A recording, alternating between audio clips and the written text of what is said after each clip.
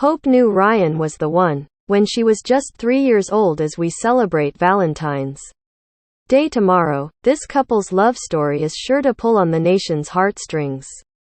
Carer. Hope Waters, 28, knew Ryan Newton, 30, a mechanic, was the one when she was just 3 years old. But it took 2 decades and a double tragedy to finally bring them together.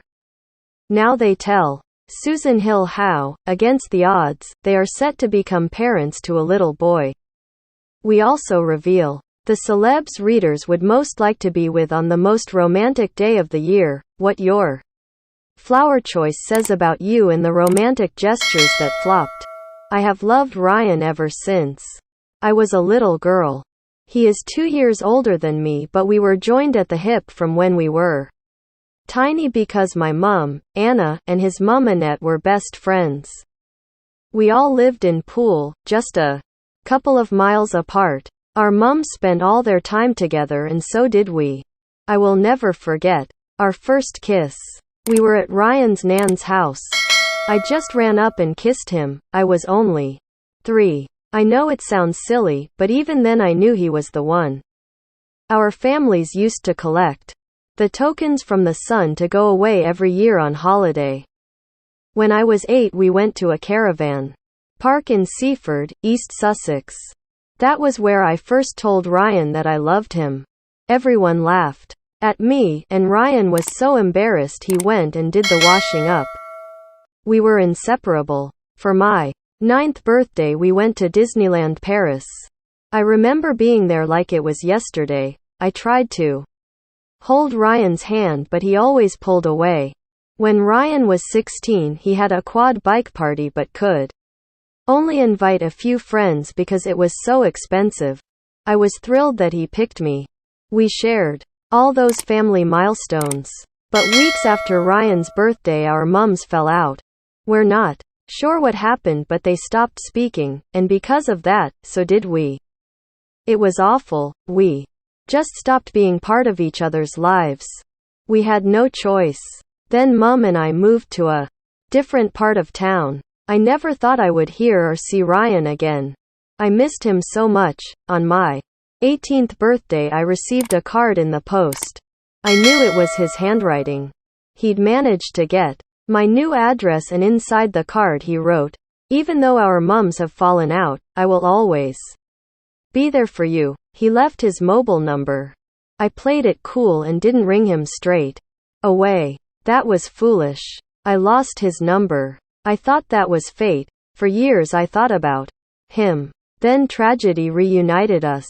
In 2019 my mum was put into a coma because of liver problems. Then I saw on social media that Ryan's mum had cancer. They were in the same hospital. His mum had been like a second mum to me, so I sent her a message on Facebook saying I was thinking about her. The following September I was back living at home, caring for Mum, when I heard that Ryan's mum had passed away at just 49. My heart broke for him, so I sent a message telling him I was thinking of him. I never heard back. I wasn't surprised, he's quite closed when it comes to his feelings. My mum didn't recover and just 8 months later she died, aged 54. I was in absolute bits. Everything was a blur, but then I got a message on Facebook from Ryan. He'd heard about my mum and said if there was anything he could do he'd be there for me. This time I didn't waste a moment and messaged him back. He still lived in Poole and drove straight round to my house. It sounds like a cliché, but it felt as though we had never been apart. Opening the door is a moment I will never forget. He was wearing dirty work overalls. He had a long beard and hadn't had his hair cut in ages, but I could see the boy who I loved underneath. I looked into his eyes and knew that his heart and personality hadn't changed. He smiled at me, then hugged me. I felt so comfortable. The love I had for him was overwhelming. It hadn't gone away. I didn't want to stay at home alone, so I went to his house for a few days. Before the funeral, we were able to talk about our mums together, remembering happy times. Ryan Said he would be by my side for the funeral. I don't know what I would have done without him.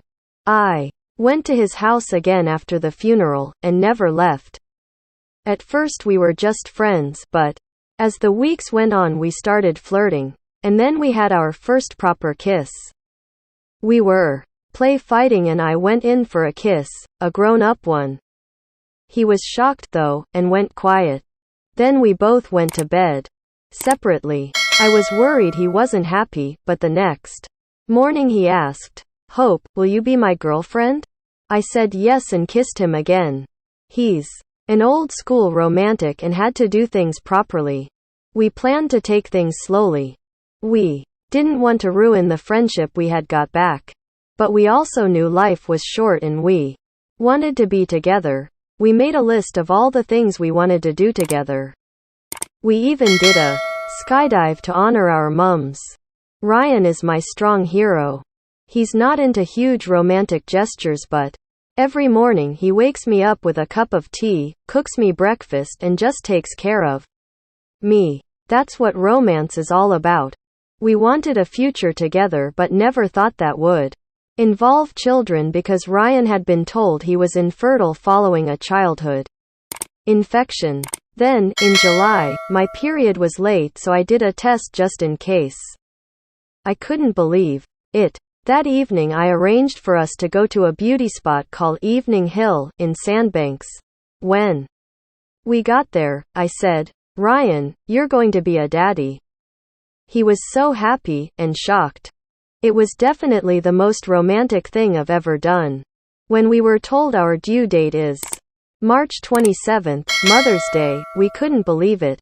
Our mums had something to do with that. Ryan's mum was a massive Ronan Keating fan, so we're going to call our son Ronan.